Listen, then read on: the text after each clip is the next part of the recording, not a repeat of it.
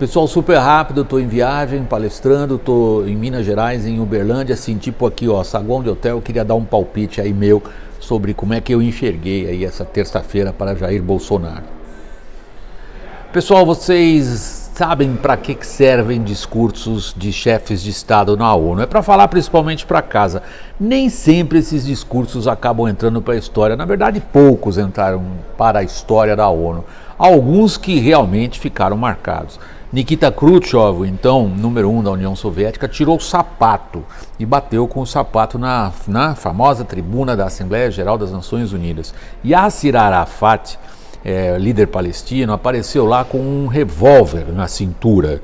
E Hugo Chávez, um palhaço, apareceu lá e disse, como ele estava discursando logo depois do então presidente americano George W. Bush, Hugo Chávez fez uma cena anedótica. Ele parou ali e falou assim: isto aqui ainda está cheirando enxofre. O discurso de Jair Bolsonaro provavelmente não vai ser lembrado nem por anedotas, não é o que ele fez, e eu temo dizer também não pelo conteúdo, porque ele fez o que muitos chefes de Estado vêm fazendo há décadas quando eles discursam nas Nações Unidas.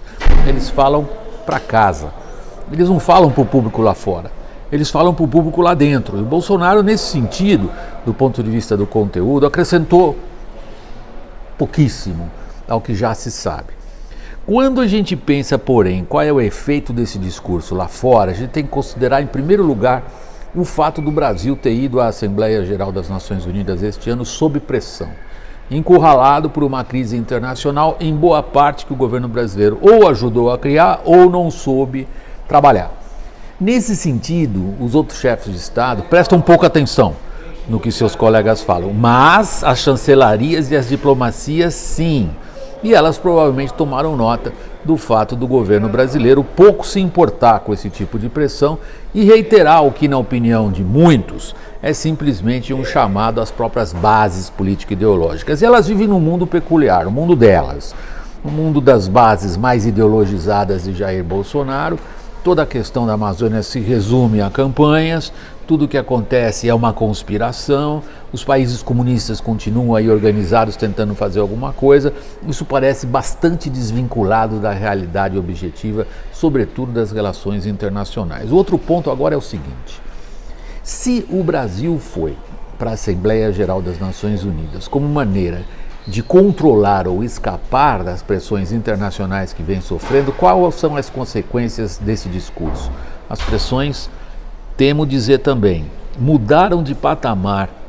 Nós estamos preocupados com aquilo que faz parte do ideário, por exemplo, dos militares desde a década de 70, de padres, ONGs, comunistas, se articulando de alguma forma contra a soberania brasileira da Amazônia. O tipo de pressão que nós estamos sofrendo agora é de outra qualidade, muito mais sério, muito mais grave.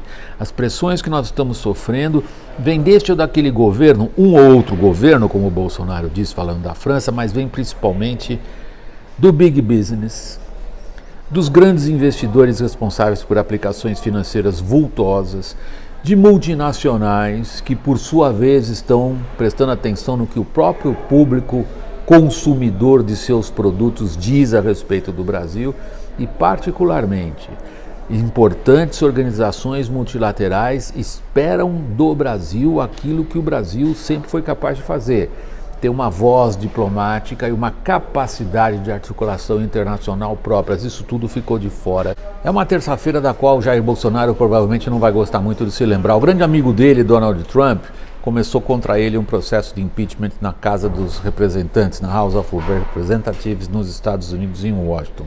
E no Brasil, no Congresso, o presidente brasileiro sofreu uma séria derrota, com o Senado derrubando vetos que ele havia feito à aprovação pela Câmara dos Deputados de itens da lei do abuso da autoridade.